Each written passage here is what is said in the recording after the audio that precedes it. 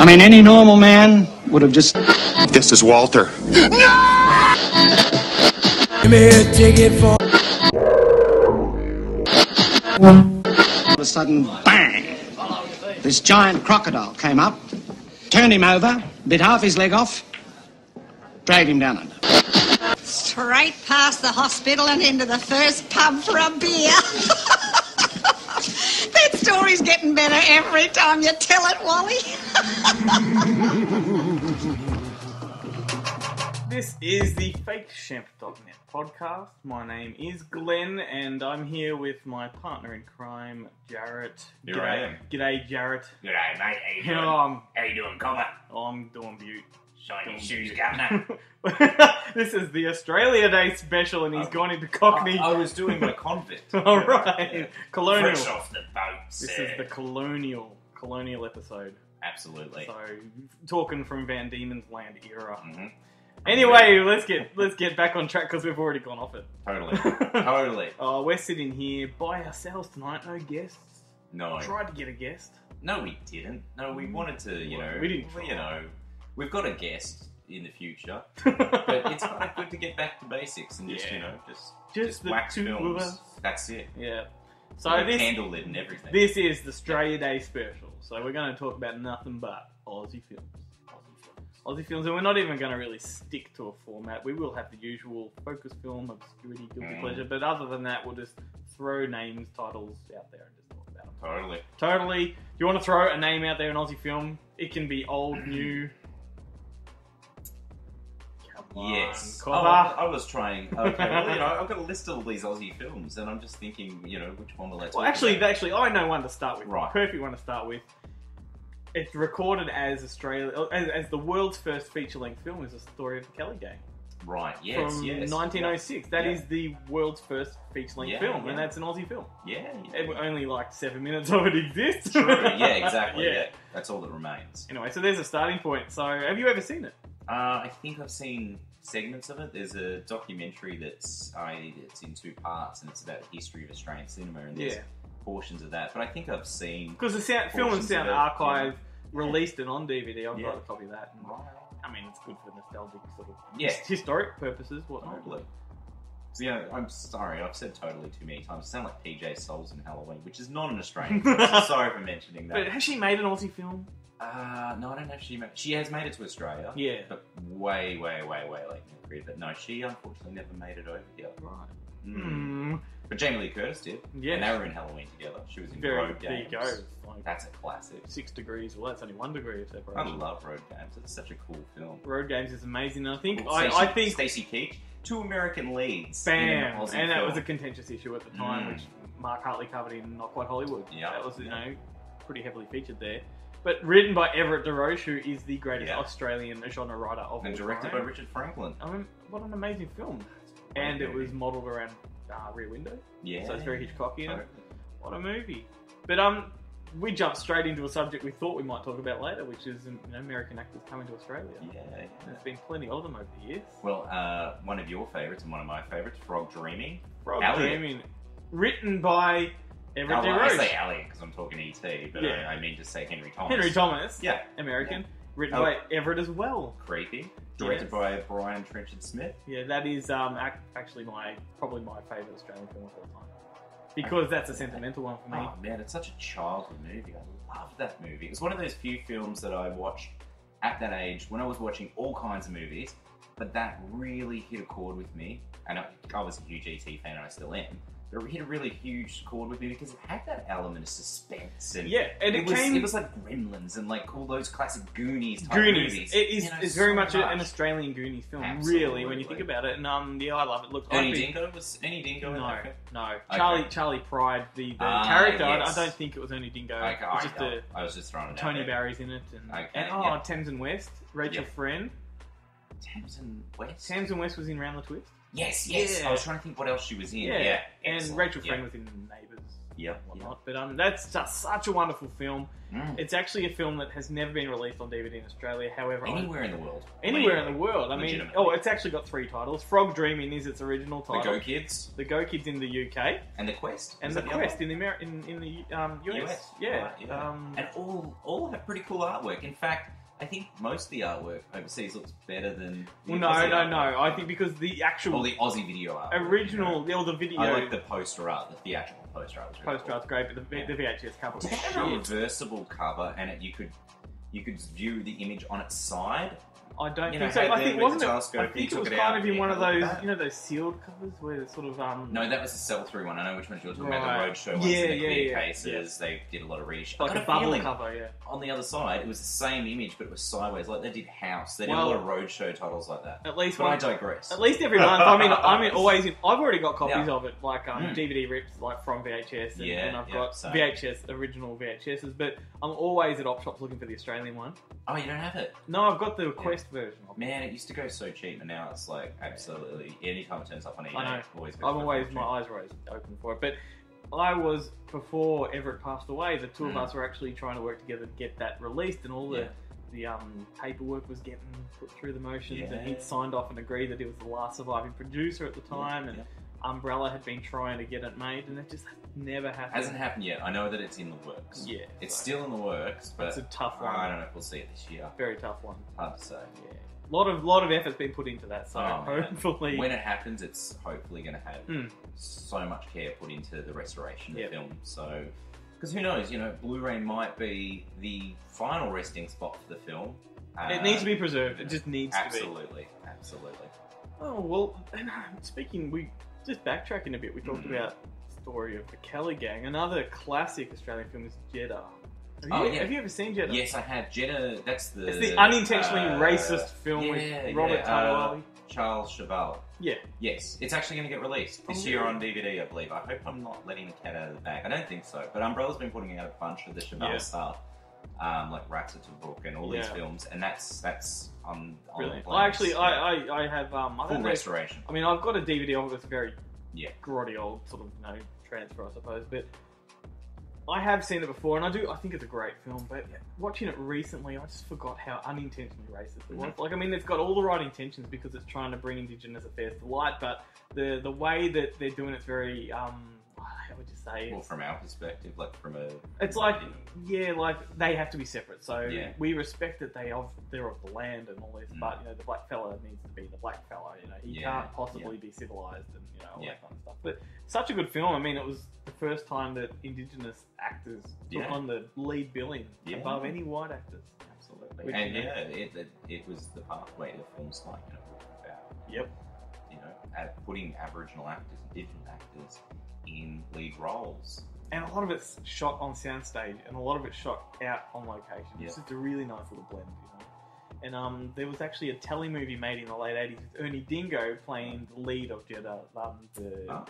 Robert Tattler, I think his name was. Hang on, so there was a telly movie? Yeah, directed by remake, Steve Jodrell, who had made Shame the same year with Deborah Lee Furness. Oh, is it the one with the girl on the motorcycle that gets molested and raped, I think, and she does she take revenge on them? I can't remember. Oh no, she deals with the shame in the city. That's right. That was a really confronting and cool film. It was. Steve Jodrell actually lives up the road from me, and he pops into the shop every now and then. And so I sort of found Tattawali, the telly movie, sort of through knowing him, and I looked him up and found that existed, and I always knew what Jeddah was, so I put the two together. And it's a really cool biopic about how he went from being plucked out of his Indigenous community in Northern Territory and just sort of being thrust into the limelight and becoming a star, and how he dealt with it in the 50s when it was a very racist. Oh yeah, absolutely. Time, Great little telefilm. Yeah, definitely worth a look. Very. All right, throw another title at me. Oh god, you really put me on the spot. Struck by Lightning. That just came into my head. Gary McDonald. Oh yeah, my God. That was a cool film. It was. I haven't seen that in a long time. My old housemate had a soft spot for that film, and he said to me, if you ever find that, on DVD or video, make sure you get it for me. And I'm like, it's not going to happen on DVD anytime soon, buddy. But there was some video sale on Chapel Street years ago, and I happened upon a copy of it and brought it home. We watched it, and it was just so cool to see it again. Yeah. And it's a great movie. Like, it's a feel-good movie, but I don't know if I should give some backstory, but it's basically about, I think, a young chap who, something happens, he's a sportsman, and then he ends up having to work at, I don't know if he's doing community service or something, but he has to work with mentally handicapped, sort of children. And it's just, I remember Warren, there's this kid Warren, and he's always like, flashing Don't remember. Oh, he's like, oh, look at this, it's a big one. And it's just funny, but it's beautiful too, because it's very rare you see, anyone with Down syndrome, in a role, in a lead role even. And it's a sweet film, and it was a very cool film. And Gary McDonald plays kind of against type. He doesn't play the mother and son kind of guy. He plays like this old drunkie that sort of, you just can only do what you can for him. And, through this young chap coming in and doing everything, he sort of believes in him, and his faith in humanity is restored, and I think he gets off the booze. But yeah, it's a really cool film, and that needs to come out on DVD. I remember the cover-up for that on VHS. It always reminded me of the other film, Garbo. Like they look very similar. Yeah, absolutely. Yeah. Geez, I haven't seen Garbos either. Just came to my Aussie mind there. men at work, but not very good from memory. Alright, I'm going to throw a movie out there. Yeah. Bruce Beresford, Money Movers. Money Movers, yeah. Now, was Money Movers made for TV initially? And it's quite possible. It does have that television film, but it's far too violent for television. Like, it's really, it's Tarantino-esque. It's got that, real hardcore. And they got the masks they wear, like a very Point Break sort of bank heisty sort of thing scenario. And you've got like the toe cutters, back when the underworld were cutting toes off with bolt cutters. And it's very full on. It's got Brian Brown and it's actually Charles Bud Tingwell cutting the toes off with the toe clippers. And actually, an interesting thing about that is that back when I was a kid, my next door neighbour's dad, I probably shouldn't be saying this, but he was head of like the armed robbery squad back then. Right. And we were rummaging through the garage and found all these files of his and opened them up, and it's all the crime scenes of these toe cutters and shit. Oh my god! Yeah, and that's How old I would have been only about 7 or 8.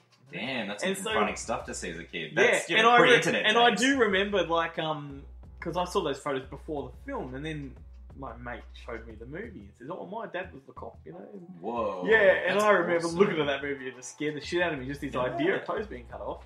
Yeah. And now years later, I watch it. It's such a good movie. It's really, it's very poorly dated because it is of its time. Yeah. But like the armoured guards just chuck the money in the vault. It's not like stored. It's like bags of money hurled in. And that's how it was. But that's quintessentially Australian. And that's one I think even, like as I mentioned, Tarantino has commented on that and sort of, I believe he's said that's a classic Aussie film. Right. Well, Tarantino actually says my Guilty Pleasure is a classic Australian film. Oh, really? Well, it's got me thinking. But he says every Australian film's a bloody classic. Of course.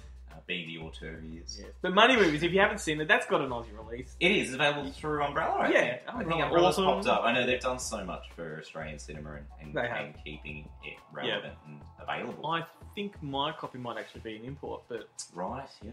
But cool. Alright, throw another one. Another one. Okay. Next one I have for you would be, Flirting. Oh my god. This is overdue for a DVD release. And I pushed this one to labels to say get it out. But it's because part of it's tied up with Warner. Well, I'm really glad you brought this one up because it was originally the second in the trilogy. Like the the day my voice broke. The year my voice broke? The year my voice broke, not the day. No. It all happened in one day. Rather quickly here in Australia. That's right. The trailer shows them dropping. But yeah, no, Flirting. Yeah, Nicole Kidman and Sandy Newton. Sandy Newton, yes, absolutely. Smoking in that movie. John Dugan directed that. Yes. And I remember it was like when it came out, it was like I think 1990, and I suppose about 91 or so, and then it would be playing on TV. You know what? And I felt it was like, it was kind of like coming of age. It was a coming of age movie, but I was coming of age at the time too, so I was like learning a lot through these particular films. So yeah, it was like kind of like one of those late night treasures you'd see, and you're like, oh, there's a bit of that scene that's all right.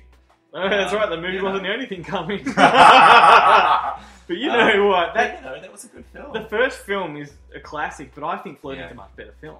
Yeah, look, it's been a long time since I've watched the My Voice Broke. I've got it at home, still sitting on plastic, waiting. And that one's so good because of Ben Mendelsohn. He really makes that one. Absolutely. But it was, as I said, supposed to be the second and the third one, the Danny Embling. So what was the third one? Well, it never got made. Oh, the third one never happened. Never got made. I mean, Could the third one almost be, what's its name, Lawn Dogs, but in America? Because... Don't know, but... Because it was the same director, wasn't it? that did that? You know, the one with Sam Rockwell No, and... no, yeah, no, yeah, no. I'm pretty sure it was him. No, he went on to, like, John Dugan went on to make I'm Sirens sure he made... and yeah, but I think he made Lawn Dogs. The Cat's Meow. Was that one of his? Oh, no, not the one with, what's her name in it? Kirsten Dunst. No, Is it's that not Kirsten that. Dunst? It's one, it could be that one. It's one of those. Around the time she did the Hairy Bird. Or it's known as something else somewhere else in the world, but it was here as the Hairy Bird. But anyway... I think he did Lawn Dogs. Okay, maybe. And that's a kind of coming-age story with young Misha Barton. Well, the and Sam funny thing Rockwell. is, Red Dog, which came Yes. out a few years ago... Which is awesome. It's the reunion of Noah Taylor and Loeen Carmen from the first film. They're the two at the I start. never placed that. That's interesting. you know, Freya from the first film. Yeah. So the two, and they're best mates in real life. They play Right. music together and all that kind of stuff. Very cool, very cool. Yeah, oh, grouse. I'm I've so got a glad you feeling brought that that Ben up. Mendelsohn's going to turn up quite a few times in tonight's podcast. Probably. I saw a trailer for Yeah. him in the new Jude Law film. What's the new Jude Law? Black Sea submarine thriller. Right, but that's not Australian, is it? No. No, okay. He plays an Aussie. Well, that's good. There we go with title. That's really good. Yeah. I'm glad. He's not that great at the American accent. No. All right, my next one I'm going to throw What out is there. Heaven Tonight with Guy Pearce, directed by Frank Howson, who is a local filmmaker that we always see at events and whatnot. Yeah. Heaven Tonight, it's Guy Pearce. He discovered Guy Pearce. Right, okay. He was making films like Heaven Tonight and Flynn, where he played Errol Flynn. Right, yeah. Frank Howson was pretty prolific in the 80s. With he also made Boulevard of Broken Dreams.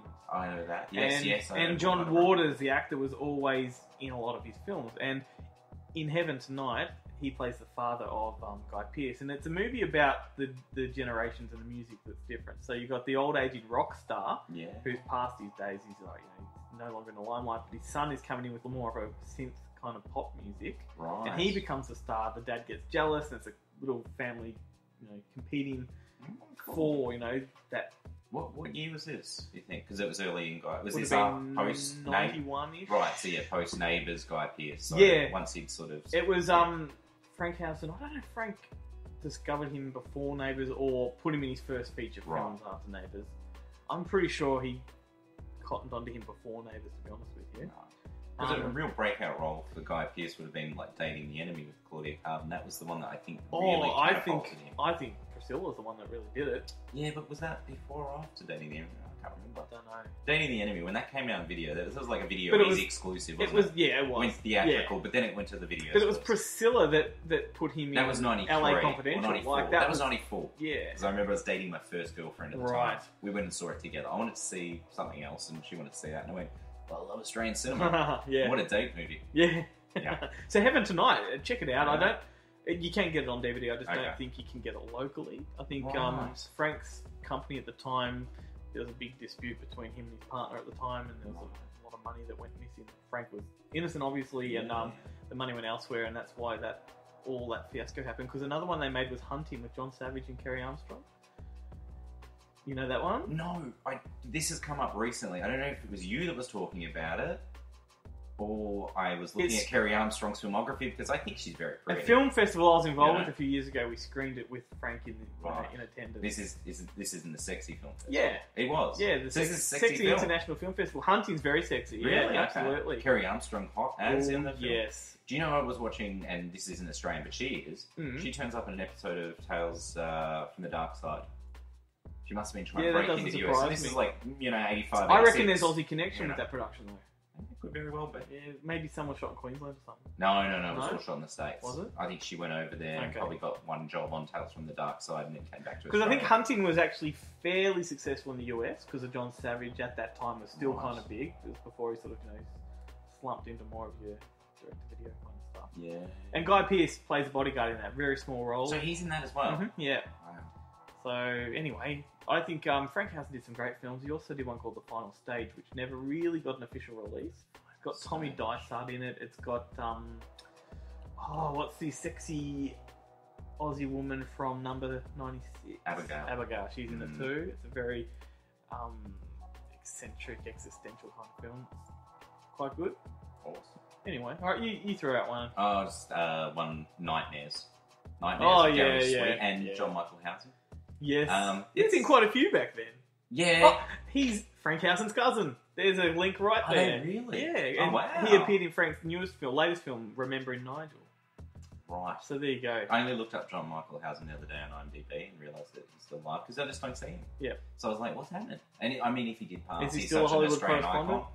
I doubt it. Yeah. No, well, yeah, exactly.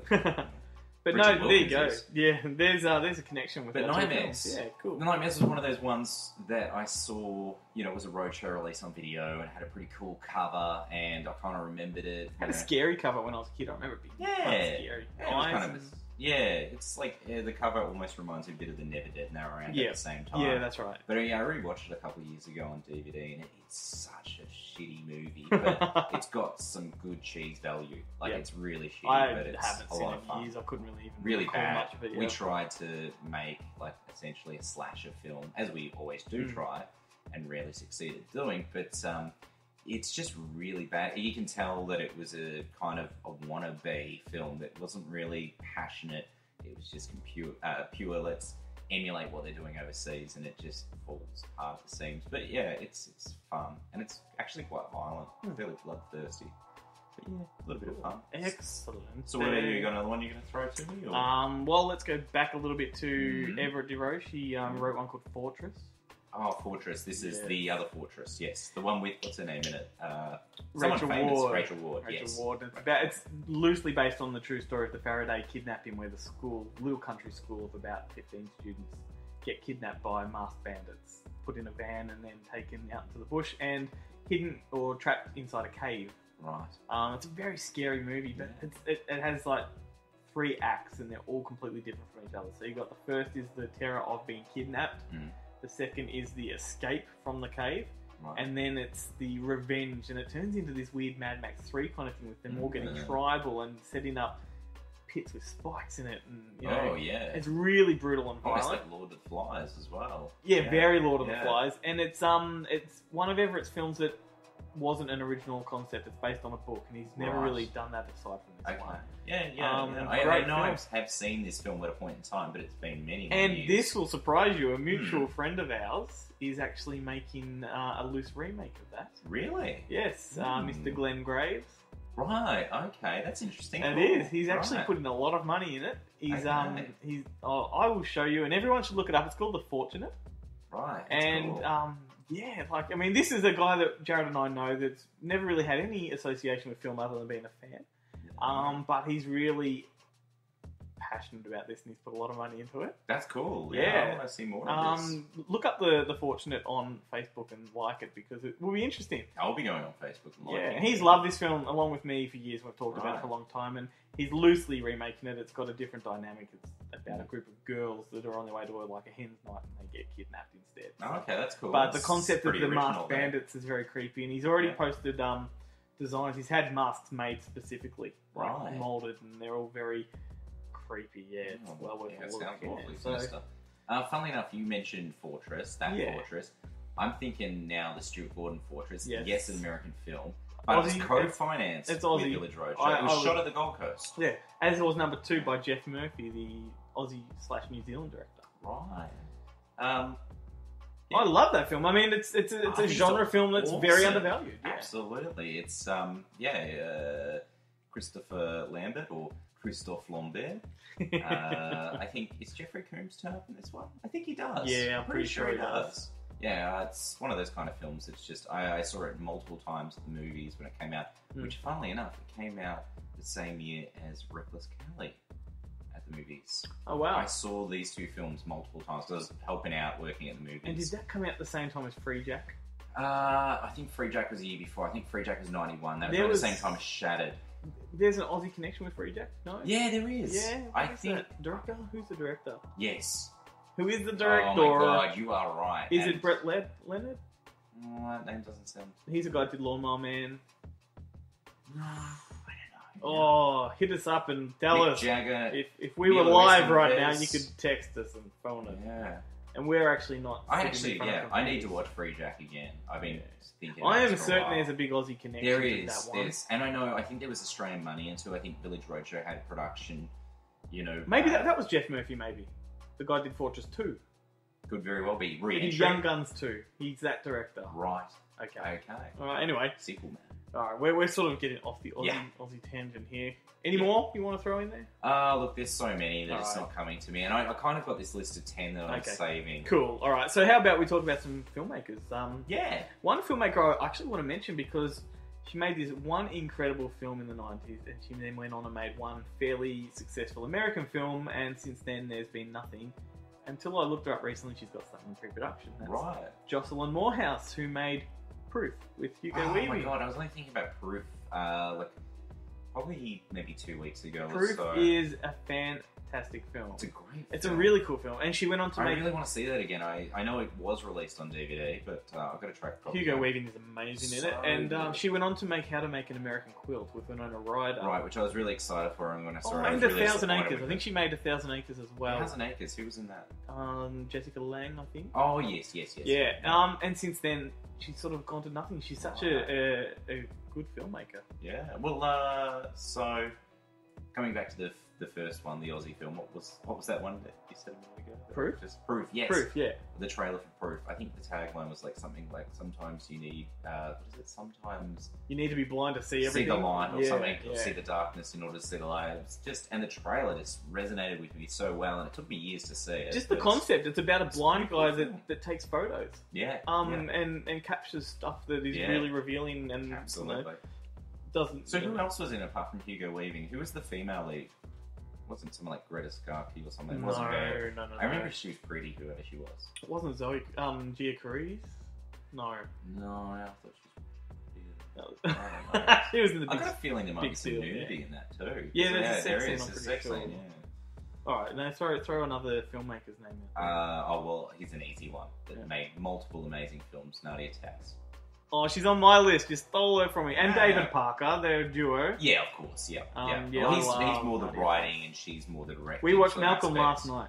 Yeah, okay, because Yeah. I read on Facebook you said that for the DVD release, which I was completely unaware of and have watched on DVD multiple Yeah. times, they removed a nude scene. Yeah, and that is covered in the Q&A that's filmed on the DVD. Right, yeah. They because the theatrical release had a nude scene. I think Yeah, she and- shows her breast and gets Malcolm to touch it, maybe something like Oh, I that. do She's remember explaining that kind how of it. sex works. Yes, I do remember that. Well, Nadia took it upon herself to make an executive decision and take it completely away. Because So it didn't need to be there. she excised the whole footage and made it a PG, family-friendly Right, kind of film, right, which yeah. I think is perfect Yeah, because it makes is sense. a family film without Totally. that. And do you know that you almost could get away with that kind of stuff in the 80s in a way? Yeah. Like, and now you can't.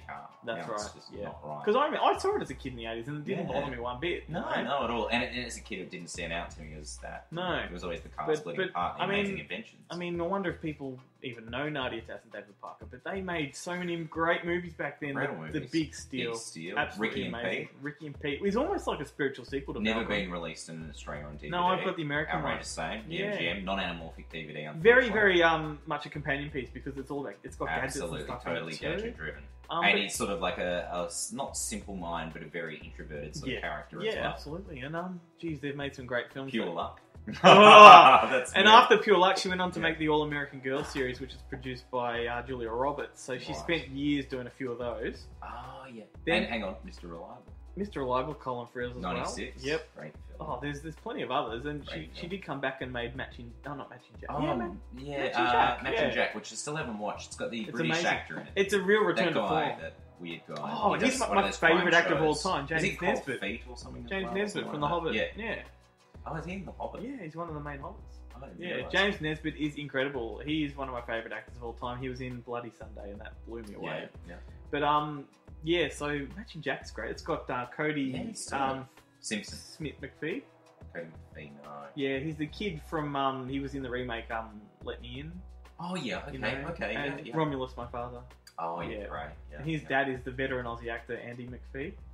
You know him. He's a tough guy and everything. He's in Wolf Creek at the start. He's the guy, tough guy in the diner. Oh, That gives yeah, him a hard yeah. time. Okay, and yeah, he's no, yeah. the condemned and things like that. Yeah, Yeah. yeah.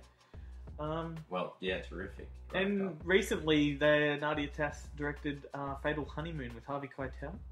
No, I didn't know Yeah, anything which is about that this. true story about that American man that is accused of killing his wife on the Barrier Reef. Oh, yes. She Okay. made that film and got a Blu-ray release here through Pinnacle, I think. Right, I'm going to have to have a look at that. Yeah, and that It's to a bit me, different from her, Well, big body of work. yeah, it does definitely have more of a television film Okay, feel to it, but okay. it got a limited theatrical here in Australia. But it's so good to see Nadia Tass's name come up on the screen. Totally, yeah. So She good. was such a talent. Yeah, And so she did looking Amy. forward to She that. made Amy. Hang on, Amy's the one with Rachel Rachel Griffiths. Griffiths and Yes. Nick Barker. I can't. Yeah, and you know, I don't know if I knew that was one of her films. Yeah. To be honest. That's And if terrific. you think about it now, it's very much one of her films. You know, it's got her stamp all over it absolutely. because she always had something niche or unique about her Yeah. stories. Yeah. You know, like Malcolm, it was the gadgets and the autism. With Amy, was it the girl? Did she have The girl, death or the something girl like that, witnessed or- her father, the rock star, being electrocuted on Right, stage, and yeah. she's never spoken since. And the only way to She's communicate mute. is to sing to her. Right. See, there you go. It's Yeah. always having that one sort of character Yeah. that's sort of slightly, you know, offbeat, just a little bit different, and And it's having kind of another like presence that it brings is them very, out of it their is shell. very much a hokey little film, but Yeah. it's sentimental Has and it like. been released on DVD? Yeah, it did. I just can't Right. recall who through. Maybe Probably- Hopscotch or something like Okay. that. Yeah. Yeah, I'm so glad you brought them up because they were on my list too. Awesome. One other I need to mention, of course, is Philip Noyce. I think he's Oh, amazing yeah, filmmaker. yeah. His biography, or autobiography, I've is still got probably that the best at home. autobiography I've ever read, I think. Especially in the filmmaking world, because he really goes in deep and lets you know what he thinks about certain people. And, Yeah. you know, obviously he got his start making. What was the first one he made? Well, he did Newsfront, but before Newsfront, he's like Backroads, I think it was. Right. And then he obviously went on to Never do seen that. Dead Calm, and Oh, yeah. from then on he went and did a whole Quite American. lot of Hollywood films. Did he direct Rabbit Proof Fence as well? Yeah, He did, that was didn't one of his more recent, because he came back to Australia. Hang on, he's done something very recently, Yes, he has. and it was Oh, something that Salt. He did Did he Salt. direct Yes, Salt he did. with- And is that- oh no, he did one. Is that on Mila Jovovich or is that Angelina Jolie? Angelina Jolie. Right, that's No. the one in New York. He did one very recently. Yeah, he did. And I just watched it, and And I I've seen it too. forgotten what it is. And I don't know what it is. And it surprised me that it was a Philip Noyce film. I didn't know Keep talking, I'm thinking. that. He's thinking. Philip Noyce. It was a big one. Oh It was a big man. movie. I'm Yeah, I'm stumped. We're going to have to come back to that. Well, this is an Australia Day special, so who gives a shit Yeah, about it's that one? probably an American film. It is an American It is. film. There you go. Yeah. No, Man, It's I'm killing us. I'm not going to be able to concentrate for the rest of this. I don't want to grab the phone to Google it because we'll get that. You do that while I talk, because he Alright. also made Slither with Sharon Stone. Oh yes, I've got that sealed in plastic. And that Stop I was gonna talking. watch. Go find the Alright, phone. alright. Go find the phone. William And- Baldwin. yeah, but Newsfront is such a classic Aussie film, all about the newsreel journalist that would go out on scene and report stuff. And as you said, Rabbit Proof Fence, but he did another one around that time. Oh, actually, Rabbit Proof Fence has another international actor. Kenneth Branagh came and acted in that one. But the book goes He did into... the Bone Collector as well. That's not the one. No, but he did that. but that yeah. Bone Collector's cool. That's one of those That's seven... the second time I worked with Jolie because she was in Salt and she was in Bone Collector, wasn't she? Yeah. Go on. No, don't look it up. It's the one with Jeff Bridges, the new one. Oh, was The Giver. The Giver. Yeah. Yeah. So unexpected that he directed that one. Totally, yeah. But not Oh, wow, surprising. he directed Catch a Fire. That was Yeah. Denzel Washington as well, wasn't Yeah. it? Mm, So he's... Is it? no. Catching Fire? That was No, not Catching Fire. Catch a Fire. Catch a Fire. Oh, no. No, I it don't wasn't. think so. No, it was Derek Luke. I Yeah. don't know who he is. Anyway, but he is quite like, if you've never heard of Philip Noyce, look him up, because he's one of those Aussie actors that made good, went to America, made big films, but came back and made some modest ones again. And anyway, moving on to the next one because I wasted too much time. Jamie Blanks. Jamie Blanks. Wow. I met him not too long ago, actually, at Everett DeRoche's funeral. Sadly, Oh, but- okay, not so good. Yeah, but I actually I dig some of his stuff. I think I love Durban Legend and I love Valentine. I mean, they are what they are. I think they're very good. They were good because they were kind of, yes, they There is came there on is the a tail giant end of there's a the giant screen. Valentine poster behind you. There is. So indeed. I do And I like think we rewatched that last year and it still plays. Still It's good. a lot of fun. The It's- guy pays a lot of homage to the filmmakers and Yeah. films he grew up on, but I think he does it in a way that it's fine. It's not It too works. big a pastiche. But then he came back and made two films with Everett DeRoche. Storm Warning was incredible. Storm Warning's amazing. It's, Really good. I prefer that to the original with Greg because I put them in a similar sort of Yeah, playing field. That they they're are. kind of that They are. backwood horror sort of thing. but it's definitely more in that torture porn realm. Yes. But also, it's I don't quite think it is torture porn because it's very comedic and Oh, it's got a humour. it's very animated Yeah. almost. Yeah. You know? And it's really So well good. shot, good score. Do you know there's a famous scene in that where... No, it's not a spoiler, just go watch it. But there's Right. a scene where a woman's about to get raped, but she puts a bottle Oh, inside God, her yeah, God. and she inverts the lid so it would catch on whatever knob was to penetrate. That idea, Everett DeRoche's wife Right. got her finger stuck in a wet ones bottle. You know those little wet Yeah, towels? yeah, and she got her finger stuck inside it and nearly ripped it to Wow. shreds pulling it out. Yeah. But everyone does that. Everyone kind of everyone's had their finger stuck in one of those bastard things. Totally. And that's where the concept came from. Imagine that inside a twat and getting your knob caught on. God, yeah, Jesus. Such a horrific moment. Jesus. But yeah, so Storm Warning was a pretty good return home and making very that good kind of film. And a lot of it's soundstage. Most of it's soundstage. All at Docklands. Really well done. Yeah, I'm looking forward to seeing what else that maybe. I know that he does a lot of scoring and editing in that. He works with Mark Hartley. Yeah, fairly. It'd be good to see him get behind the camera again and do something. Preferably not a remake. Yes. Let's talk about the remake because he did the Long Weekend. Yeah, reboot. I never made it all the way through, to be honest. It's a very interesting one. Felt it was just painful. Yeah, look, a lot of people didn't take to it. No. I didn't mind it.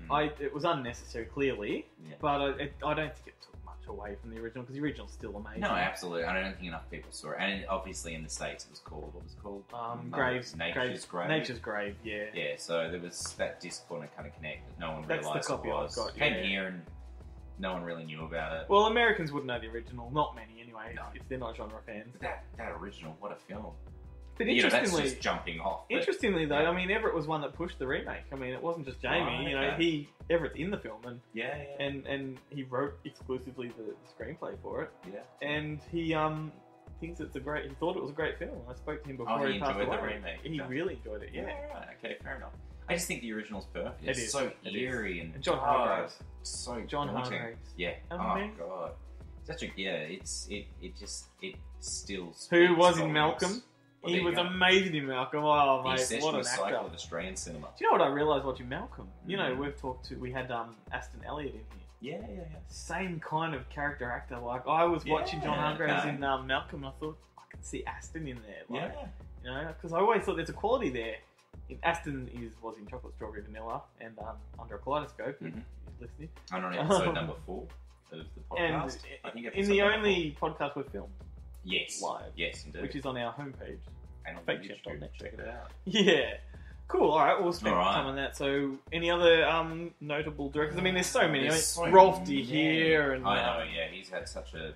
Russell Mulcahy. Oh, I love Russell Mulcahy too. But he only really made, one Australian film? No, he came back and did Swimming Upstream with Jesse Spencer and Jeffrey Rush. And that's a great film. That was a good film. Yeah, that's actually quite different for his typical body of work. Because his stuff is usually... fantastic. It's a true story drama film. It's a biopic about an Olympic swimmer set in the 1950s, I think it was. Yeah. Great film. Really surprising that he came. But Razorback.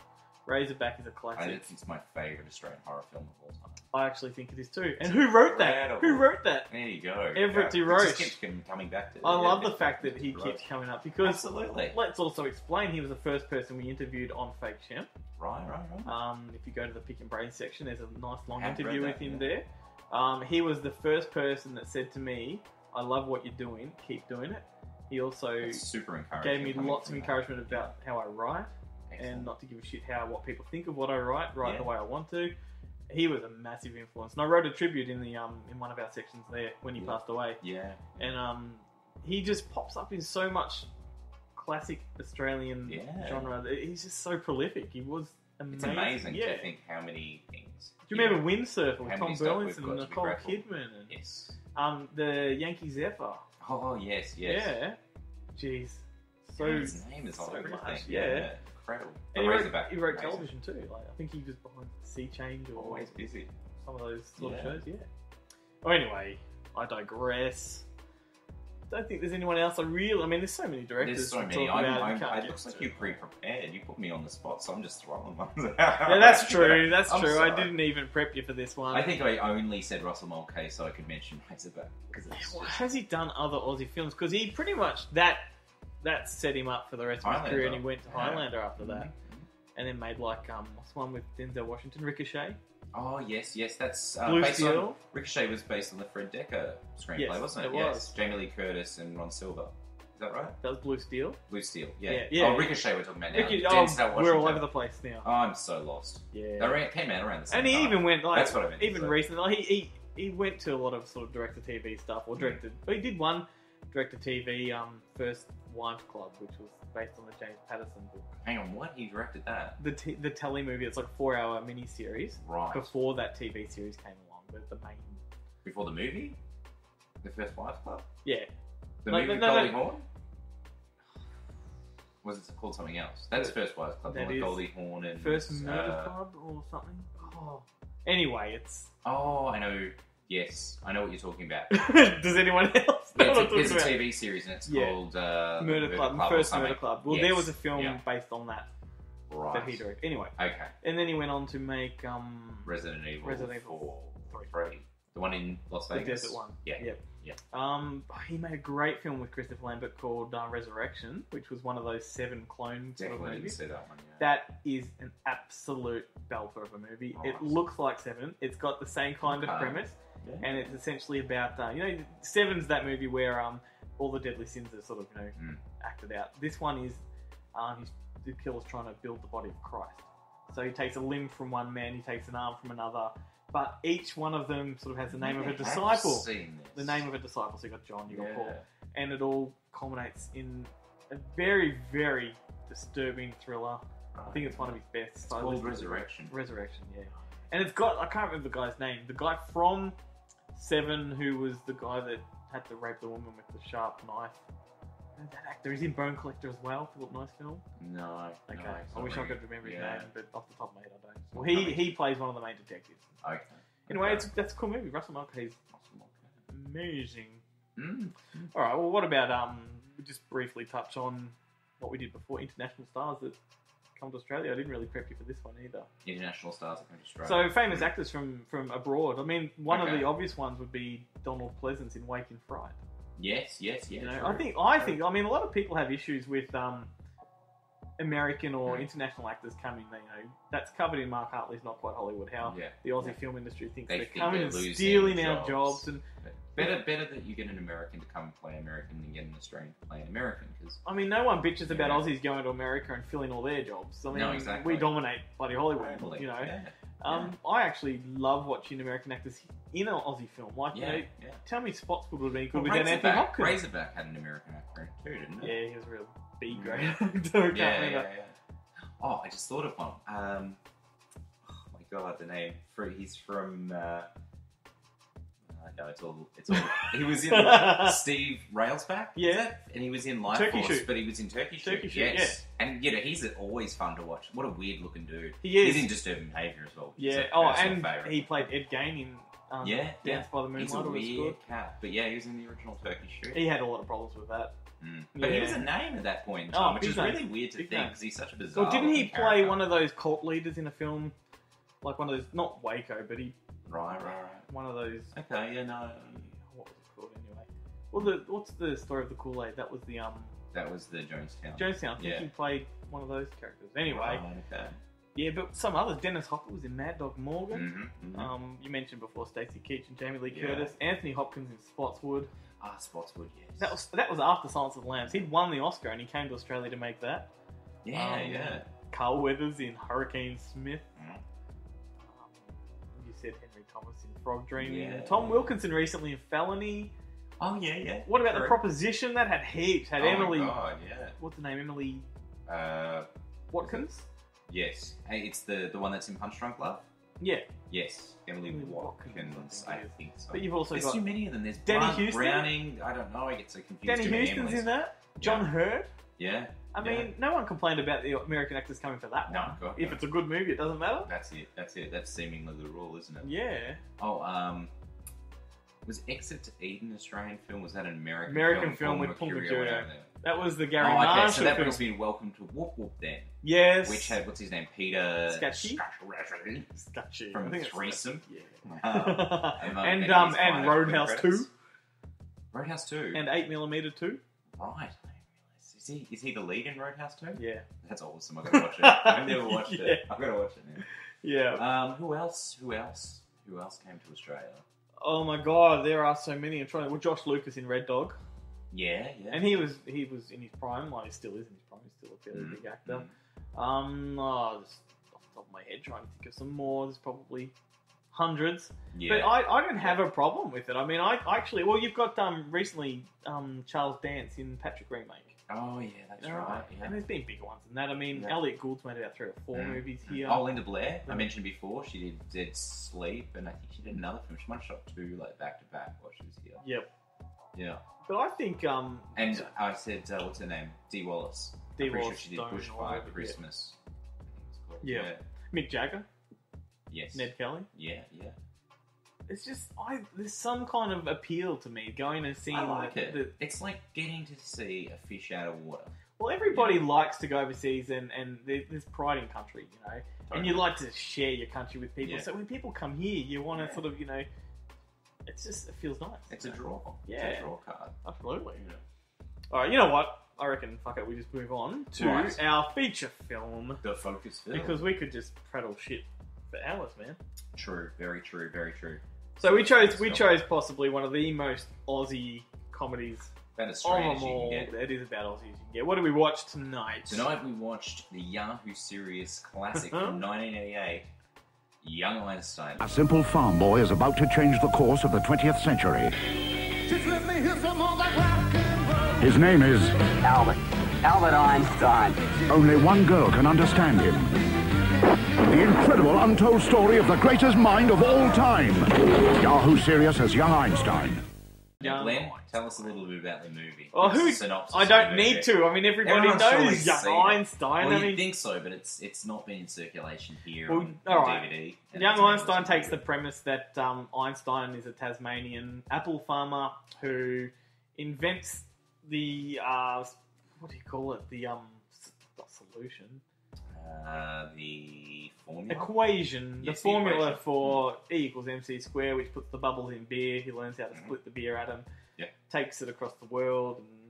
Well, does he take it across the world now? He takes it to Sydney. No, it takes it to Sydney initially. Yes. Yeah, but who gives a flying fuck about But he the ends story? up in Because France by the end. France? Was it yeah, France? I yeah, can't for remember. the Science Academy Awards. Yeah. It is just such an iconic comedy, and I think it's groundbreaking in many ways. I think he was way ahead of his time. Absolutely. It does play into the old British sensibilities of slapstick and It's all that. it's very visual sort of humour at times. Even that bit Benny Hill at times Yep. with the sped up footage and things. So it takes bits of the past with what was happening at that point in time in Australian comedy, particularly Australian comedy, and then it has all these elements that really have only turned up in Australian international cinema in the last few years. You even commented on the end credits, you know. Oh, it's just beautiful. Impressive. Yeah, Really it's impressive. a very, very stylized film, but Cinematography, like amazing. beautiful. Everything is placed perfectly. Really, There's really like good scenes just composition. The shot down framing is- alleyways, yeah. and you've got like a blind homeless guy on one side, and you've got Yeah. kids playing slightly further up doing hopscotch or Like whatnot. the rule of thirds, everything's got a Everything place. is and- in place, yeah. and it's so well framed. And Yeah. that really stood out to me tonight more than it ever has before. Yeah. Such an amazing little film, and it's so packed with jokes that Yeah. they There's can. something happening So on many screen. jokes fall Yeah. flat, but it doesn't matter because there's another corker to pick it up and Precisely. carry it. It doesn't have that sort of dull where it's like, oh, this And I is don't just think lost too its many people, humour when you say element. Young Einstein, they shit on it. You know, they think it's. No, I don't think so either. Oh, I get it. I don't think there's enough appreciation. I mean, amongst people like you and I. Yeah, true. I think a lot of people have forgotten about it, but that said, I was mentioning it to a friend this week that it was the movie we were going to watch, and he said, that was my favourite film for like 20 years. Wow. I'm like, well, Dave, you're only 32 or 30. I think he's turning 33. And he goes, yeah, I haven't seen it for about what do you say, for about 20 years. And I went, but you're only 33, Dave, so how could it have been? And he goes, oh, it was still one of my favourite films, even though I didn't watch it for about Yeah. seven Yeah. years Well, or so. they stick, But I was like, man. that's cool, man. Yeah. And he goes, can you get it? And I said, no, I can't. I'm sorry. Oh. It's a travesty. Yeah, but because- if you hit up eBay, you can find copies for it. You can, yeah.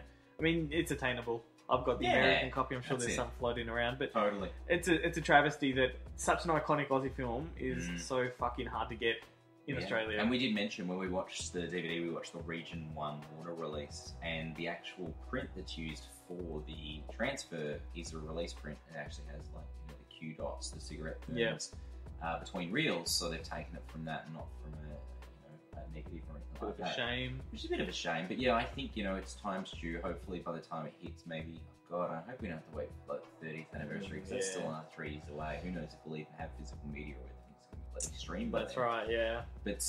But yeah. Well, did you know? Amazing soundtrack. Oh, the soundtrack is incredible. I couldn't. I mean, I knew how good it was, but when you watch the film, it's just. It just suits it perfectly. Yeah, And yeah. like the song, rock and roll music. So that was Mental as Anything. And that song, do you remember when it came out? Like when Massive. the movie came out, that was like number one. Yep. For back then when songs And were number one for weeks and months. And the film clip was laced with footage from Yeah, Young absolutely, from the Einstein. movie. Yeah. From the movie. But did you know the film was originally written as a film called The Great Galoot, I think it was called. No. Because Yahoo Serious wrote it as a film as just a musician discovers rock and roll, invents rock and roll. Which is only one small portion of the film. That's right. Yeah. But then he had a fascination for years with Einstein himself. Right. Because you know that famous photo of Einstein poking his tongue out Yes, with yes. the hair. Yeah, That's very obviously. iconic. I remember him in an interview saying somewhere that stood out, and that's been Right. iconic in his head. That's been sort of stuck. Okay, And he just cool. put the two together, and I Yeah. think it was his producer is Warwick Ross. Moss. No, No, Warwick Warwick Moss Ross. is the extraordinary. No, Warwick Moss.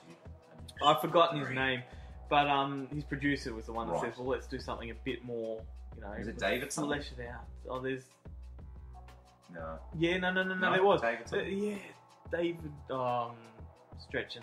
He produced or wrote Beneath Hill 60.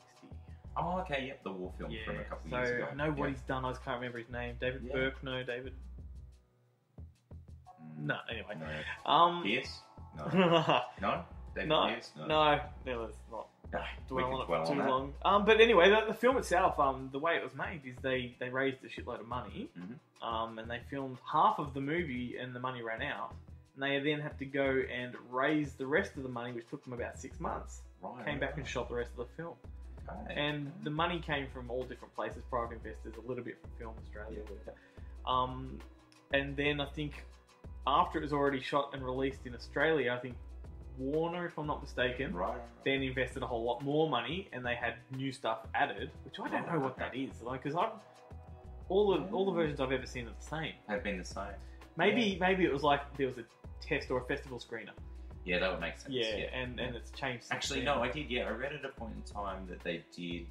They shot, like, I think they'd shot the movie and then they went back and almost Yeah, it was re-edited, re-edited, re-edited, reshot, yeah. and rescored. Yeah, So that would make sense. So they may have done like Yeah.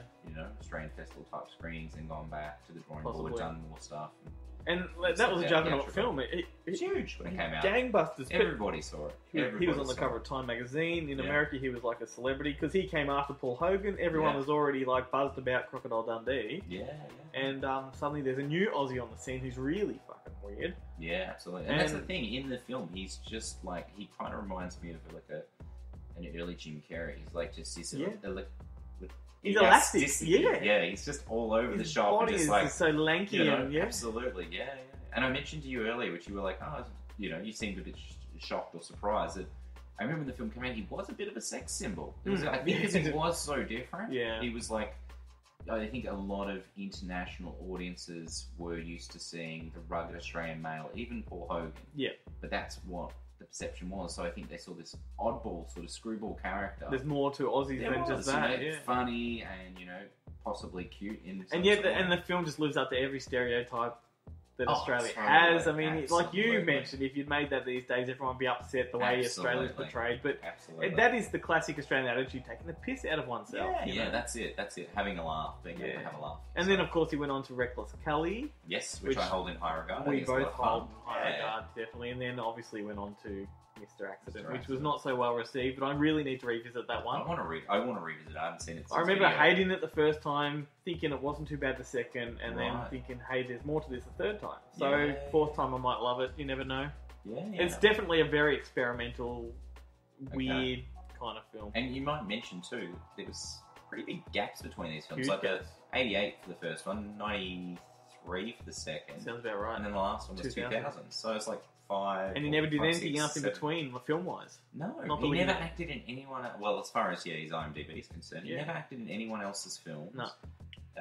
He didn't do anything No. aside from his own pictures. Interesting Which is to know. pretty People, cool. people might be interested to know that he actually runs the Kokoda Foundation, and he walks the Kokoda Trail, I think, twice a year, and does a lot of charity work for tribes and village people along the trail. So that's where he's sort of invested himself these days. That's a good cause. It's a good cause. We Google image searched him because he's like 60 now. yeah, he's in his 60s. And we wanted to see what he looked like. And Glenn showed me photos of him, and I'm thinking, he looks really good for a guy in his 60s. And then we kind of worked out that he must have been in his mid-30s when he made Young Einstein. It doesn't look it. Looks like he's in his early 20s. That's The right. guy's got, like, he's like Dorian Gray. There's a picture Fountain of him of somewhere Life, yeah. where he's super young because he's retained that and even now, like, there's one photo we youthful found where he did clearly look 60, but he still looked very trendy and hip, and oh, totally. he's still rocking the hair, not big, but he it's had like stylish. thongs on and shorts, And and he was he, like on a red carpet somewhere. That's right. And he's Very cool. I don't remember her name. I think it's Lulu Serious. Right. Is his wife, and she was the chick at the start of Mad Max in the Toe Cutter's car. Yes. You know, the petrified Yep. girlfriend. And she's his wife, and she co-wrote Reckless Kelly. She's in all three of the films. Very cool. Very cool. So very good choice. I'm so glad we watched Young Einstein. Yeah, it's a good film. I've watched it with the family and they loved it. Just watching it again tonight was just so good. Now, because we know it back to front, we could talk through it. True. We could sort of discuss it as we're watching, and everyone should try and see it. If you haven't seen it in a long time, Do it.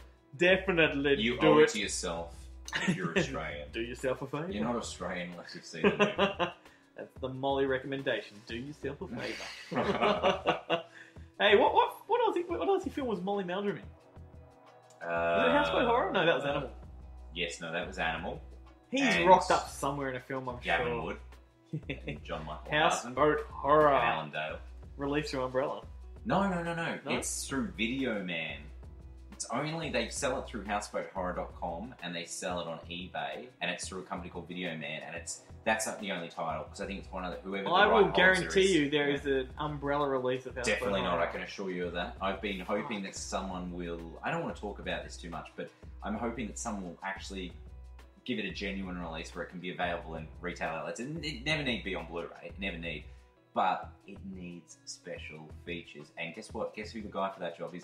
Me, this guy. I would love to do, a commentary track, get the actors back, or go and do some retrospective interviews.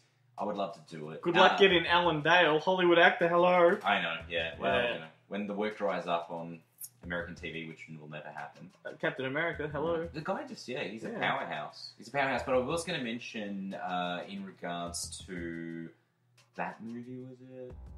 No, it's totally left me. Oh, no, yes. No, I'll save that for later. Whatever. Alright. Yeah. Let's move on. No, we'll go to, obscurity. Let's talk about obscurity. Obscurity. Do you want to go first, or do you want me to? Yes. We'll then do it. Can we pause? We can pause. Pause. Alright. we're gonna pause. This is, This is an information brought to you unscheduled by break. blah, blah, blah, I figured blah. out.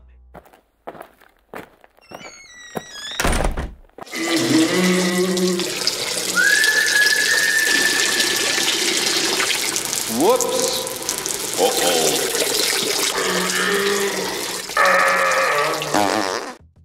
And we're back. That was a little bit of a piss break. It was a much needed break. Where were we? We were talking about Obscurities. obscurities. Did you want to go first? All right, I've got an obscurity for you, sir. Throw it at me. It's a little film called Around the World in 80 Ways. I don't even know this Oh one. my God, Enlighten it's so me. good. It's from 1988. Okay, so I'll give you a bit of the synopsis first. So, when Wally Davis receives a letter from his mother, Mavis, yes, Mavis Davis, declaring she's days away from embarking on an around-the-world trip, he sees it as an opportunity to convince her to use the money towards saving his tourist trap business, Wally's Big Banana, from bankruptcy instead. Unfortunately for Wally, Mavis has already left by the time he arrives home, and he's stuck with his sound recordist-obsessed brother Eddie and his invalid father Rolly back at the family home. Rolly learns that his neighbour Alex, who he has a long-standing feud with, is joining Mavis on the holiday and demands he join her overseas immediately. Revealing he has a small fortune tucked away in bank bombs and securities to fund the trip. Once again, Wally sees opportunity and concocts a hairball scheme to convince his naive, near-blind, but seemingly wheelchair-bound father that he's travelling the world over without ever leaving his outer Sydney suburb. Aiding Wally in this elaborate deception are Eddie with his unique sound skills, Rolly's soft-touch Polish nurse, Ophelia Cox. Oh. Yes, really. Yeah. And even a gaggle of female prostitutes as the group ostensibly traverse Honolulu, Las Vegas. I was just thinking about the prostitutes. Traverse Honolulu, Las Vegas, Rome, Tokyo, and more. Sounds such a great concept. I was about to say sounds terrible. No, it's really good. Don't you think that's amazing? It's kind of like an episode of Mr. Magoo, but like, you know, so. with really conniving family members. Might need to research this one a bit before I decide. This is so good. Okay, so here's some personal highlights with the film. So this one's really tiny and small, but there's an obscured T-shirt, the postman who delivers Mavis's letter to Wally. It's got a picture of a chop on it, and it says, "Eat meat, you bastard." I just saw the T-shirt, and it makes me laugh. It does not get much more Aussie than that. It's so good, and he's so Aussie, the postie. Then there's a quote from Mavis's letter that's amazing. It says, "To think my son is the proud possessor of the biggest nana in the Southern Hemisphere. You've got a whopper on your hands there, Wally." I'm like, that's brilliant dialogue. Okay, there's a scene of a retirement home where the elderly... You know, bananas have been a massive prominent theme on Facebook recently. Yeah, I saw it with Glenn Maynard. Glenn Maynard is the banana man. They photoshopped 2 bananas in his head, and then he responded with a photo of him eating a banana. Apparently he likes bananas. And then dressed as a cowboy with a banana in his mouth. I didn't see that. Yeah, well, I'm guessing that's insinuating some kind of cocktail. Yeah, right. Anyway, continue. So, okay, so there's a scene at a retirement home where the elderly are depicted as the living dead through some clever staging and cinematography, and it's quite subtle, and I like it. Another highlight's the amount of guises Wally takes on his deceitful operation, including a pilot, an Elvis impersonator, an Italian bellhop, a hula dancer, a Vegas showgirl, and a geisha girl, among others. Around the World in 80 Ways is original, hilarious, and completely politically incorrect. It's a travesty that this Australian classic is so widely unknown, but that said, it's fit for a remake, and potentially a Hollywood one, since us Aussies have already been there and done it. Yeah. So I figure let the Yanks do it. I've never heard of it. No, well, it is a bit of an obscurity. It came out on video, well, in probably about 89. It was on first release, which was like a I might be reading it wrong. Is it kind of like in the vein of Album Purple? Is it that kind of... No. Like that? It's pretty good-natured. Like, you can pretty much watch it with the family. There's nothing too obscene. It's politically incorrect, but in the way that Australian cinema was in the 80s. Yes. The director is Steve McLean, who primarily had a career in journalism, but he penned the Peter Allen biography, The Boy from Oz, that was turned into the Broadway musical. It's co-written by Paul Leedon, who was responsible for penning the Paul Mercurio film from 95, Back of Beyond, you know, the motorcycle one. And the lost Aussie comedy, Emu Rio, which is like Our Home Backward from 1985. And that's never been released on DVD, and it's travesty it hasn't. This is available on DVD. Really? It was released through like a roadshow. Should I get it? Well, you got to get it off eBay, but it's legit. Yeah. But yeah, it was released in about 2004, and then it didn't sell. So now you can buy it off eBay. As soon as we're off the mic, I'll look it up. Yeah, it's like about $10, including postage. Cool. It's worth every penny. But yeah, Around the World in 80 Ways. Really cool, and it's such a great concept, and the execution's really good. Don't get me wrong. Funny, I am saying to you now that I haven't heard of it, but actually I reckon it's popped up on a few lists when I've been looking up. Yeah, the American video art had Wally on, and like a banana being peeled, and I think a banana. Yeah, it's the banana imagery. That's the American art. Okay. Yeah. So there you go. That's my obscurity. I was torn with obscurity. So finally, an obscurity though, because normally I tell you and you already. No, that's an obscurity. I've never heard of it. Awesome. Well, I was torn because there's so many obscure Australian films, you know, that just get lost in time. So many came to mind, like, you know, Backlash with David Argue, and even Midnight Spares, which is also very cool.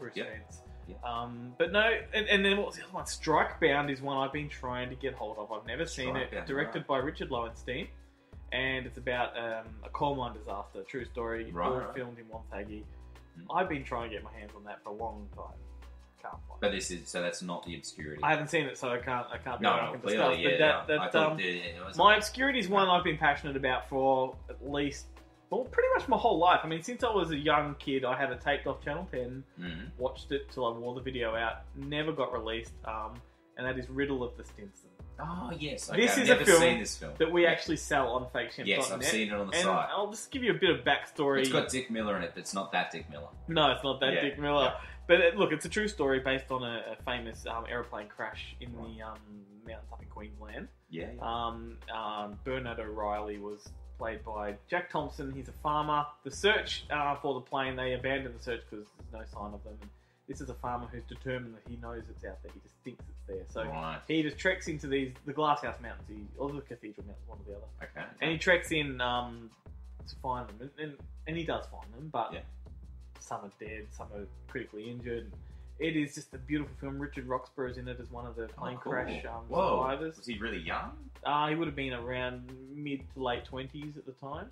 What year was the film? It was, good question, 88, I think. Wow, Now, this okay. is a Kennedy Miller production, Wow. right? So this is the Yeah. backstory. It's directed by Chris Noonan, who directed Babe and went on Yeah, to do yeah. Miss Potter. Right. The reason that it doesn't exist anymore is because the original print was destroyed in a flood at the Kennedy Miller warehouse, or wherever they house it, the studio, the production house. Because I contacted them at one point just to say, hey, I can't find this film. Yeah. I do have a VHS copy on DVD, and I want to sell it, but we sell it for free essentially. Right. So it's People pay $5. for If the you want postage. to watch this movie, go to our website and buy it for $5. Yeah. That $5 covers the postage and just the materials. Yeah. But they've pretty much given me permission to do that because That's awesome. they said we will never be able to produce this because it doesn't exist anymore. And so there was never a copy at the No, National but the interest. Sound and No, I don't think there Archive. is. I don't think there is because I looked that up too.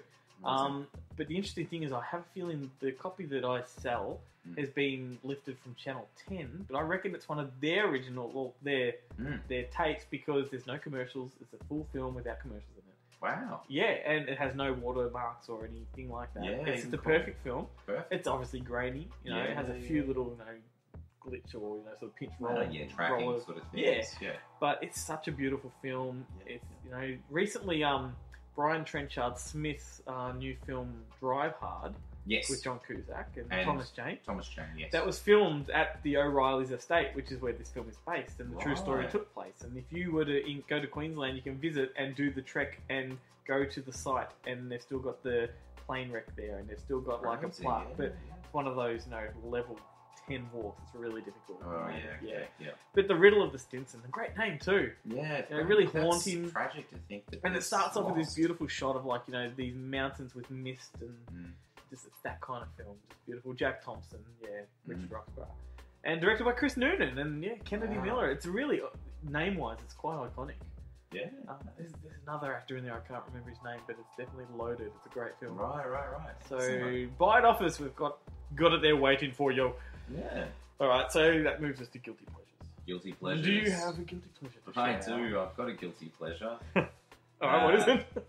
It's, my guilty pleasure, it was actually banned in Queensland upon initial video rental release. So it could be anything.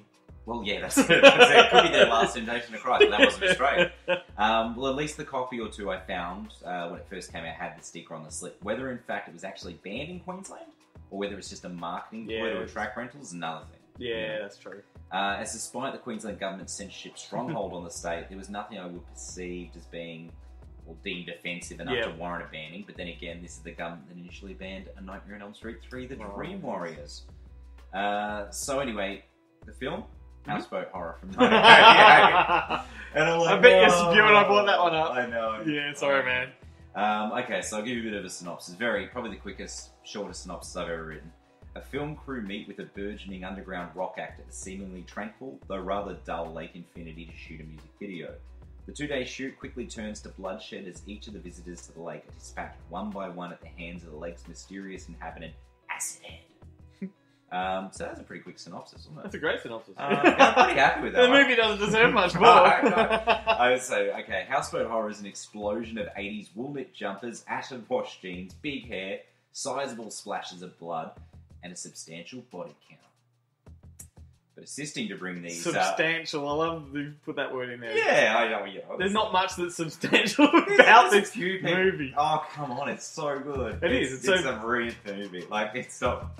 Brilliant is totally the wrong word for it. But it's not even so bad it's good. It's appalling. Yeah, absolutely. Okay, so assisting to bring these iconic cinematic elements to the screen is some of the most over-the-top performances, bad special effects, barely competent camera work, and some curious editing decisions ever committed to tape.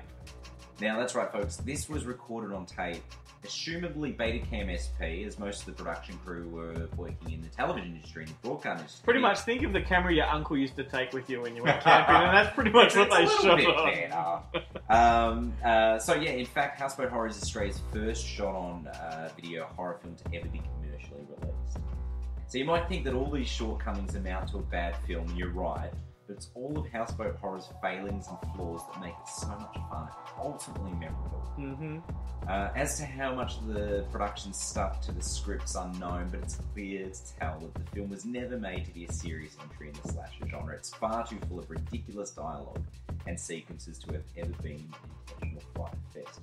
And in terms of quotes and dialogue, here's just a couple. Australian television entertainment reporter John Michael Howson. This is like, I don't think this guy's been mentioned this many times, like anything. No, like, it's alright, we're really shining the spotlight on yeah, he's playing himself. JMH.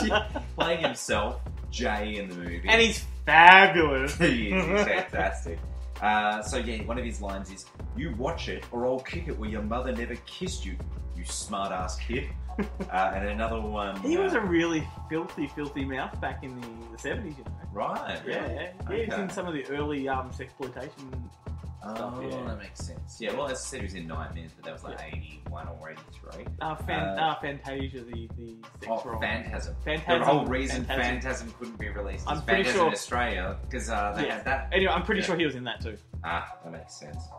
Also, Australian television and radio voiceover guy personality delivers the film's best lines. That's Gavin Wood. And he has, oh my god, I love this line. "Out in the deep, where giant man-eating blue and purple trout catch all the tourists unaware. Oh my god, it's the actor. What's his name? Grant Evans. Wanking as usual. I don't know, carrying on in his usual style. Unbelievable." And then there's another line he has many lines, but these are two of my favourites. The other one's, "Hey, guys, girls, come up here. The view's magnificent. You'll bar up. You will. You'll bar up. You'll bar up." Wow. I had to explain what bar up meant to a friend the other day because of this line. And I was like, oh wow, I've never heard it. I'm like, oh my god, it's so strange. Yeah. So, Well, anyway. do you want, if we've got international listeners, would you like to elaborate? Oh, okay, it means you'll get an erection. It's that good. You'll get a bar hard up. on. That's right. Also, international television actor, though he'll always be Jim Robertson to me. Alan Dale. He's great. He's got a Ferrari Woolnick jumper at one point, which is awesome. And he has a line when they're shooting the music video for the rock band. It says, "Remember, you're all young and horny. Lots of smiles." How the Horny. hell did this movie ever come about? It's an interesting story, but everyone that was, like Ollie Martin, who wrote the story, but then was fired from directing 3 days into the shoot, and then Kendall Flanagan took over the rest of the shoot, and then I believe, I don't know who shot what where, but I know he pops up Hang at on. the end. Who did you say, Kimball? Kendall Flanagan. Okay. Yeah. Who also directed a lot of TV. Unfortunately, Ollie Martin Know the passed several years ago, and Kendall passed as well, so both directors had. But what I also heard, you know Shane Jacobson? Yeah. Is that the guy that's Kenny? Yeah. Yep. His brother actually edited the entire film, right? And he also shot the cutaways and some of the the second unit stuff that they needed. Apparently, it was due to be paid. Never saw a cent. Probably put more work into it than anyone else. Who produced it? I mean, is this like... There's a producer. I mean, you said it was commercially released. I mean, Yes, commercially released on video at the how time. the Yeah. heck does this This come out? happened. I think it was because they had all the equipment, because they all worked intelligent. So they had everything at disposal. Just feels And like lots of mates people that were pulling willing. together. Well, that's it. And Yeah. lots of people were willing to do things. And Alan Dale hadn't done a film. He'd only been doing papers. Yeah. And you So- got Animal from Hey Hey. Animal and Gavin Wood, obviously, and then a bunch of other people you've seen in, maybe seen in some other things. Actually, one of the actors plays the gas station attendant. He's turned up in a bunch of stuff, but this was pretty early on in his. You know, next career. week I'm actually going camping to Lake Eildon, so Oh, that's no. where it's filmed. Dude, I've been, because I love this movie and I've loved it for many, many, many, many years. Yeah.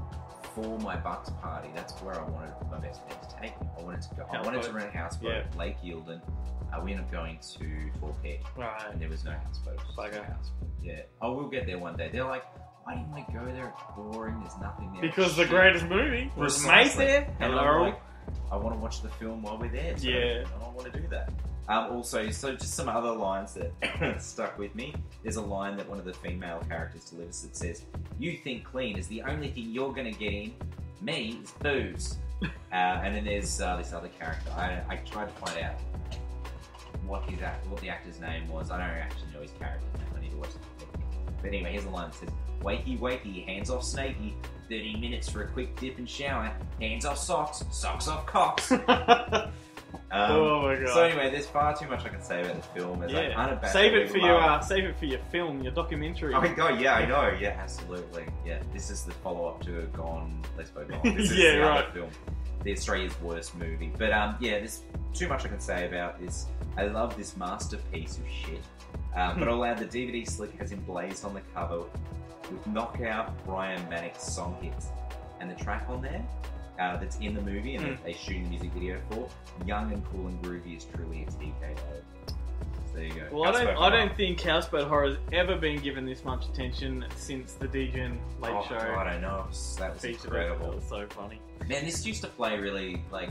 It's a cult It film. played on TV so much when Yeah. I was a kid, late night TV, and it was like, I thought it was shit the first time I saw It it. is And shit, then the more and more I saw it, I realised... You love the shit. Yeah. Yeah, it was so good. That and I just turned to my wife the other night. We're in bed and I'm watching it, you know, in readiness for the podcast. And I'm like, God, I love this movie. It's so funny. Yeah. And I'm like, you got to watch this bit. She's like, you've shown me that bit like a million Yeah, she's times. like, please stop. Yeah, exactly. I feel for her. She's going to heaven. I'm I'm going to hell. So, sir, tell me what is your guilty pleasure? Kangaroo Jack. Is that an Australian film? Well, it's kind of both. It's both. Like, it's, Right. I think it's co-produced. It's Warner Brothers. It's all Oh, essentially yeah. looks like an American Yes. film. All takes place in Australia. You got Right. Christopher Walken, Anthony Anderson, Is Jerry O'Connell in it? Jerry O'Connell. Yeah. And the guy from Me, Myself, and Irene, one of the kids. I don't know. One of the black kids. That's Anthony Anderson. Oh, okay. Yeah. Yeah, I don't know what else he's been in. I only He's know been those in two lots, films. yeah. Right. But also the voice of That was that Kangaroo- racially prejudiced. No, Okay. not at all. I was just It trying is to now that you identify said that. who it was. It is now that you said that. Yeah, well, I 'Cause just he is, thought about it. I thought maybe that was the right thing to say. no, but he is black. Well, it's true. Anthony Anderson, but no, the voice is Adam Garcia, the guy from Bootman. And Oh, right. He's the voice of He's the Kangaroo. voice Yeah. of Kangaroo Jack. Cool. And its animated sequel. But I don't know. I just love this film. I guess you could argue that it's an American one, but I know there's some co-financing from Australia. Yeah. Pretty much, the Kangaroos animated. These American gangsters come to Australia. Is Christopher Walken a gangster? He's the New York gangster. Of course. Yes. But he sends his henchmen Right. to Australia to chase these two guys that have run off with some money. Yeah. But one of them takes his jacket off while he goes for a skinny dip. Mm-hmm. Anthony Anderson, big Oh, guy, okay, yes. cannonballs, all that kind of stuff. Right. Quite funny. Yeah.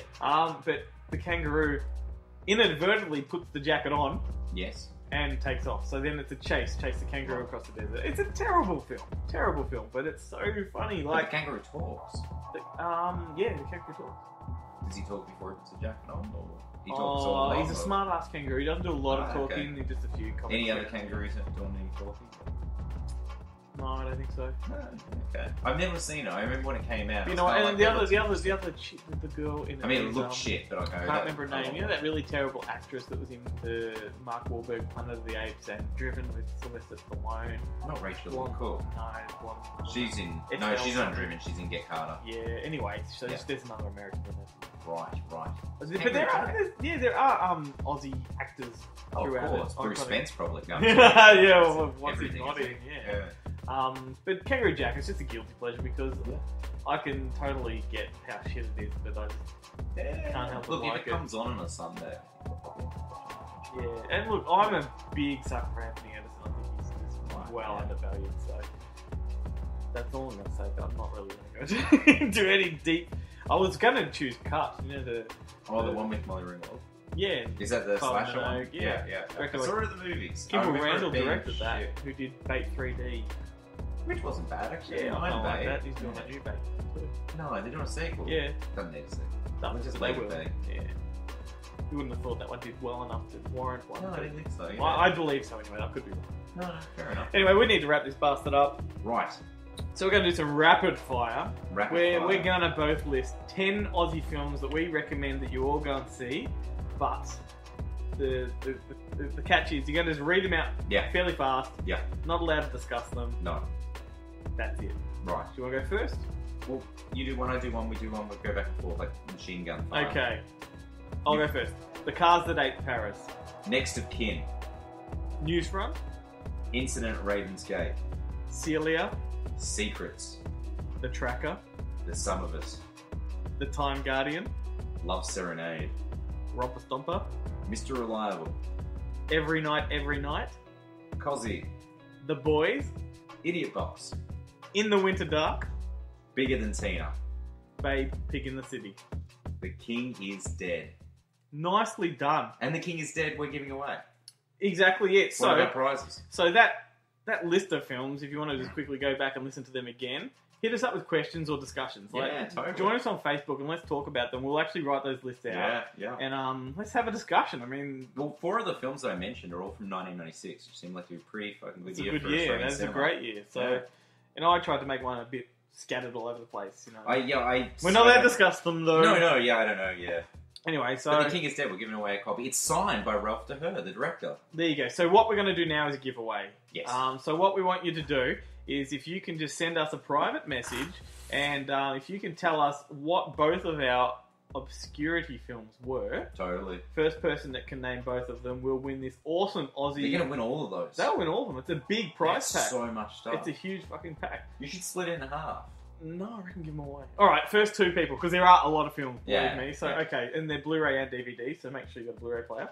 So we'll split these in half. Not going to tell you what they are. I would make them write a review to get all those Blu-rays. Have you just count how many there are? Like, there's what? 2, 4, 6, 8, 10. There's 10. So There's 10 titles, and there's like 6 of them are Blu-rays. Or you want to make them work for their prize.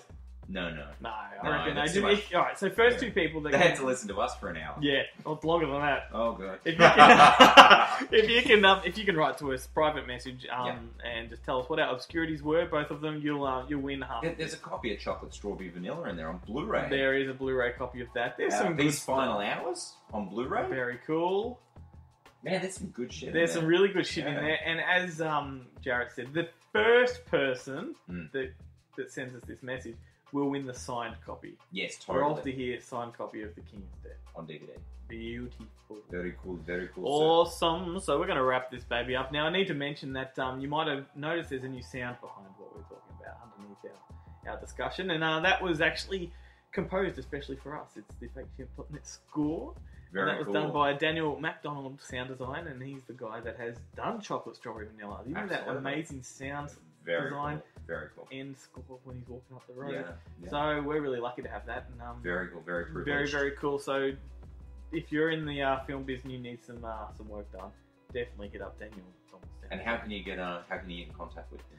Is there a link on our side? Or? No, just Daniel MacDonald Sound Design. If you just type it in, you'll find it. Excellent. Absolutely. And the only other thing I really got to say is coming up, some of you might have already seen, we're finally coming back to our Killer Clown screening, which we postponed late last year in October, I think it was. Yes. November. October. Yeah, October. Yeah. So when we you went to finally Vegas, it was around that time. It was, yeah. Yeah. Anyway, we promised that we would screen that, and we're going to. So February 28th, pencil that in. It's a Saturday night. It's the last night of the month. Yes.